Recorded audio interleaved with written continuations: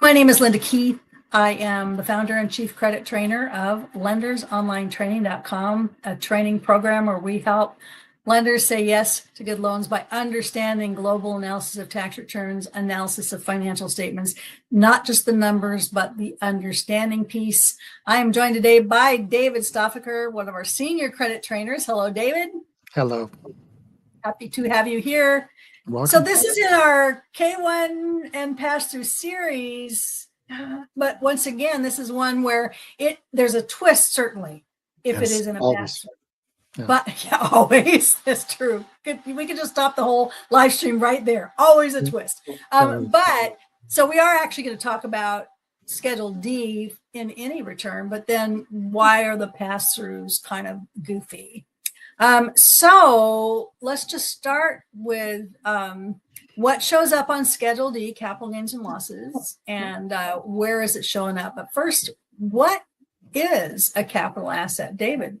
Yeah, let's define this from the IRS perspective, because right, they are the ones that write the rules. We have to understand that. So they define capital asset as property that's that the entity holds. Now, whether it's connected to the trade or business, now there is exception to that, right? So inventory that we are holding for sale to our customers, that's not necessarily under the capital assets. Accounts receivable, we have that. Depreciable and real estate asset used in trade, well, even if it's fully depreciated.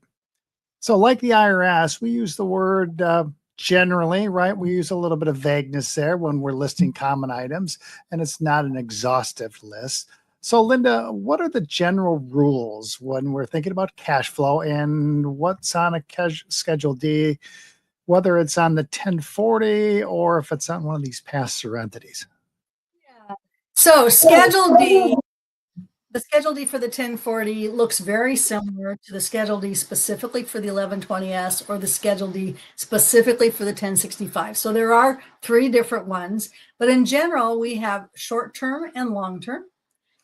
In the short-term section, those are items held less than a year. So really, the gain or loss is the annual cash flow.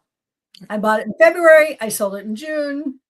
Whatever the net gain is, that's cash that I actually got. So short-term section pretty much use gain or loss. And most people get that part right. It's the long-term section that throws them off, because here's the general rule. The cash flow this year, if you think about the checkbook, this year, it is the proceeds, not the gain or loss. They bought it 5 years ago and they just sold it. Even if they sold it at a loss, this year they got money. So yeah, if we're going cash flow, then we need to use proceeds on the gain or loss with a few major exceptions. One is if it's real estate, they probably had to pay off some, or might have had to pay off some debt. So the proceeds less the payoff. I always say if real estate is an important piece of their capital gains transactions, get the closing statements, right? Cash from borrower, cash from seller, cash to buyer. Did I say that reverse? I did. Cash from buyer, cash to seller. That's the cash, not anything that's on that D. So partly we need to be sure that we aren't using numbers that really don't reflect it.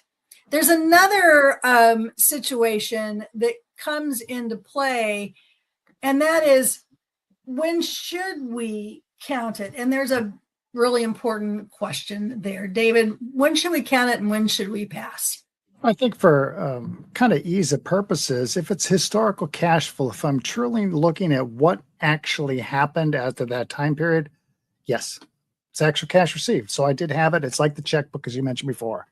Now, projected, this is where it gets a little bit of the gray area that we want to do some thoughtful consideration is it recurring? Do we feel that that it's a recurring concept that we're going to be getting in next year, the year after? If so, then we might want to consider that. The other thing is, do they have more assets to sell, right? If they've got a portfolio of assets, portfolio of stocks, can they sell some more? Whether they choose to sell it or not, we don't know that, but can they? So that's always good for us to understand. We talk about a little bit of a variation here. Now, some institutions, and actually we talk about this at Lenders Online Training, when they deal with complex individuals, high net worth individuals, we used to call it private banking individuals in our day. Sometimes they have large portfolios of sellable assets and they choose when to sell it or not. So sometimes they may not have capital gains that year, but they could have liquidated it if they wanted to. So sometimes what banks consider is this portfolio. Is there a way that they can calculate, kind of annuitize if it's over a 20-year period or 30-year period, so that there would be, if they did liquidate it, there would be some comfort of cash coming in that they could draw upon.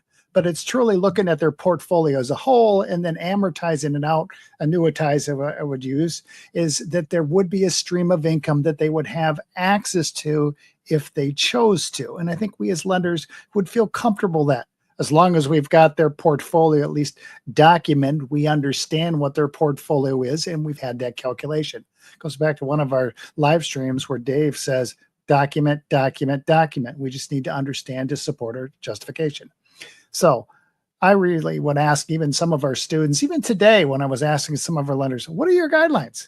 Is it something that you never use? Kind of, nope, that's it. We don't want to use capital gains. We're not going to consider it, which is fine. That's their guidelines.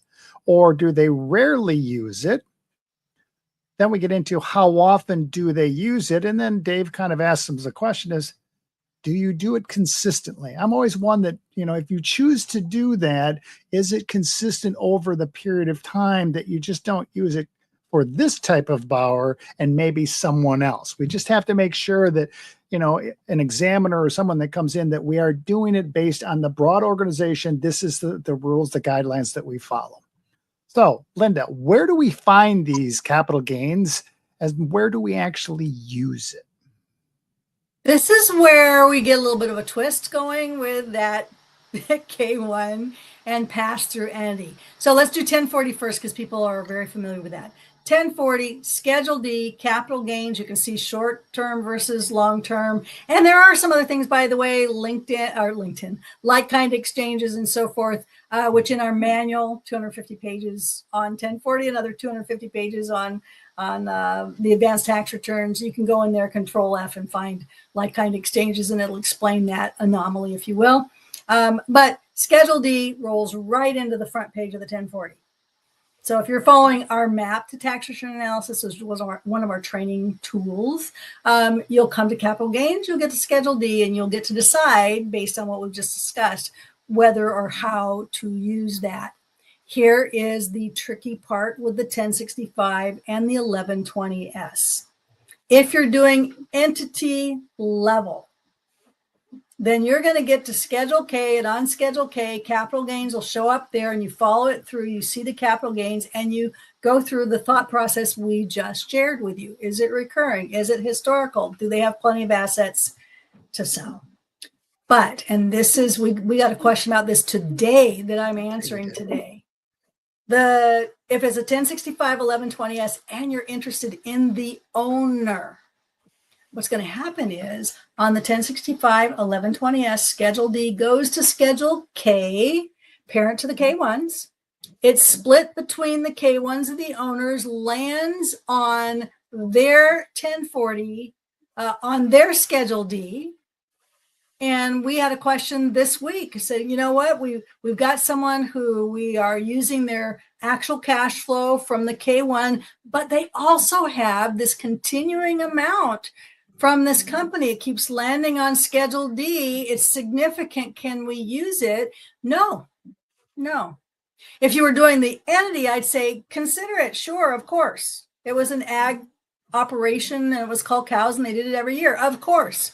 But at the individual level, you either go actual cash flow, distributions, guaranteed payments, etc., from the K1, and then ignore all those pass-throughs that are in the 1040, or you go back to the entity. I'm 100% owner. Okay, cash flow the entity and see what it can afford to pay to me.